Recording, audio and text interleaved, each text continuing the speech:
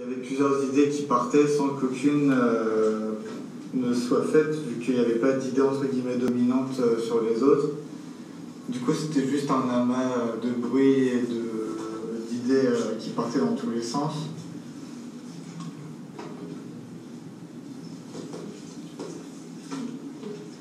On n'a jamais fait quelque chose comme ça. Du coup, du premier œil, ça fait extrêmement étrange et je pense qu'il y a certaines personnes qui ont pas osé se lever à cause de ça, vu que c'est le nouveau et l'étrange. Comme d'habitude, j'ai laissé la porte ouverte, j'ai attendu qu'ils rentrent, qu'ils s'installent, j'ai attendu qu'ils fassent silence.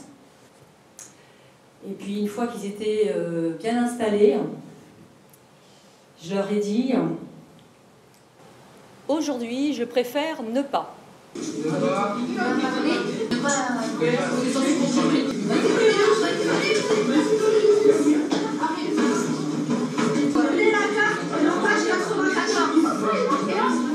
a fait quoi le fondament?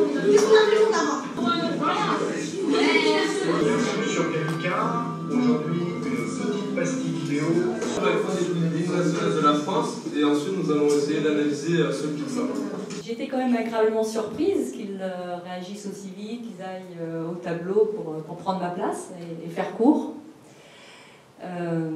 J'ai été aussi un petit peu déçue qu'ils ne réussissent pas à choisir un sujet et à faire un petit bout de cours. Mais bon, c'est tellement difficile de faire cours. Et puis j'ai été un petit peu aussi déstabilisée par le bruit, car pour faire cours, il faut du silence, et là c'était le bordel. Je me suis rendu compte que être prof, en fait, c'est beaucoup de travail, parce que là, l'impro, c'était n'importe quoi. En fait, des fois, on dit, ouais, la prof, elle nous donne ça parce qu'elle veut pas travailler, alors que c'est pas facile, en fait. C'est pas facile du tout. On a pu voir que le prof, c'est compliqué parce qu'ils ont le courage de se lever, de parler à l'oral, de dire aux autres de se taire, etc. Alors que nous, quand on essayait de simuler le cours, on n'a pas réussi à faire tout ça. Quand le prof, il est intéressant. Genre, quand c'est pas toujours la même chose, la routine, une feuille, on écrit le cours et il explique. C'est quand il y a des choses à faire, il y a du nouveau, quoi. Là, on dirait on les a forcés, et on dirait qu'ils sont là juste pour salaire. Là, il y a des professeurs. Par exemple, Madame Nabat, elle aime l'histoire et ça se voit. Elle partage bien son cours. Parce qu'il y a des profs aussi, on dirait qu'ils sont là pour leur obligation. En fait, c'est quand la professeure, la professeure devant nous, elle aime son métier, ça se voit et ça se ressent tout de suite. Parce que quand la personne elle n'aime pas ce qu'elle fait, ça se ressent et ça donne pas envie de travailler forcément.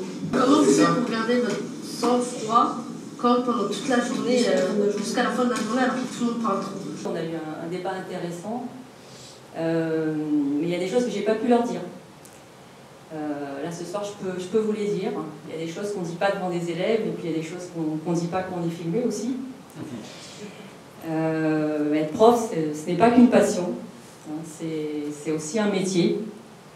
Et il y a des jours avec, mais il y a aussi des jours sans. Mais il y a toujours quelque chose qui nous tient.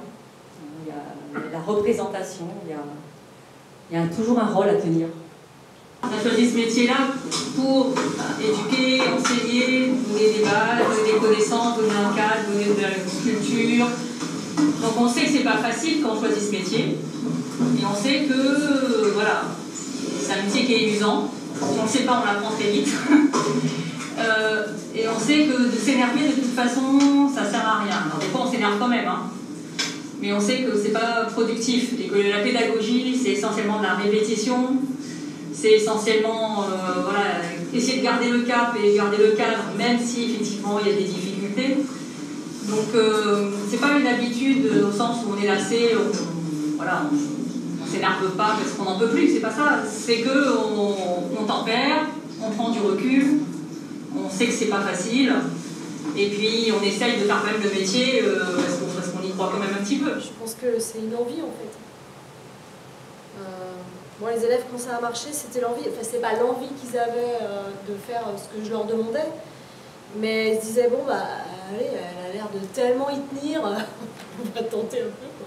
Je me suis rendu compte en fait que ça marchait quand moi j'étais sincère. C'est quand je leur disais, bah ouais je sais, c'est un peu compliqué là, d'apprendre ça là. Moi non plus c'est pas la meilleure partie du texte que je préfère.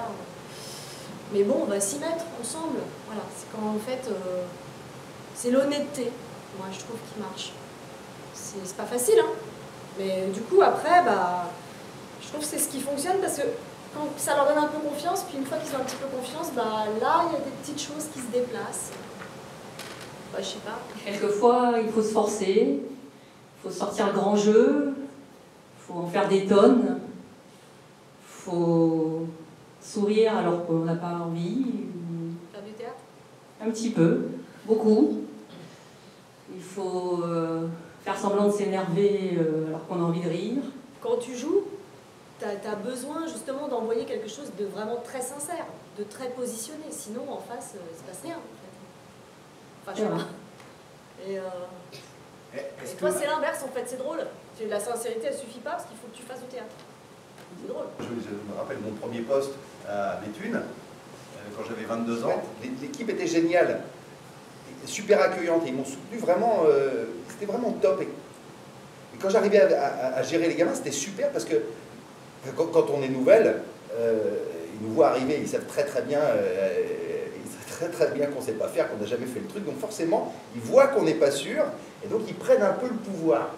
Mais quand c'était gérable, c'était super. Enfin, j'ai su que j'aimais bien enseigner, parce que quand les conditions étaient réunies, c'était vraiment quelque chose qui faisait sens pour moi. Je me sentais à ma place. Voilà. À chaque fois qu'on est obligé à faire quelque chose, même dans la vie, ben on ne peut pas le faire. Et quand on n'est pas obligé, ben on peut le faire. C'est tout le temps comme ça. C'est trop tôt de commencer l'école. Si ça commençait plus tard. Plus tard, oui. C'est mieux. Comme ça, t'as le temps de dormir un peu. Réveiller les champs, madame. En hiver, à 7h, il fait nuit, on réveille les champs pour venir obligatoirement. Parfois, l'école, c'est pas que des cours, c'est un moment pour s'évader. Imaginons, je sais pas, une famille où on se sent pas bien, parfois aller à l'école, il y en a qui s'évadent vous voyez. Donc si par exemple l'école n'était pas obligatoire et qu'il y en a qui ne seraient pas partis pour ça, il y en a qui vivent vraiment. Moi par exemple, si moi je ne serais pas allée à l'école, moi ma vie elle serait nulle. Genre, même si l'école en vrai je me plains, mais sans l'école en vrai c'est nul. Par exemple même les vacances quand ça dure trop longtemps, quand par exemple tu es malade ou tout ça, parfois ça te manque d'aller à l'école parce que tu fais rien à la maison. Donc autant perdre ton temps à l'école.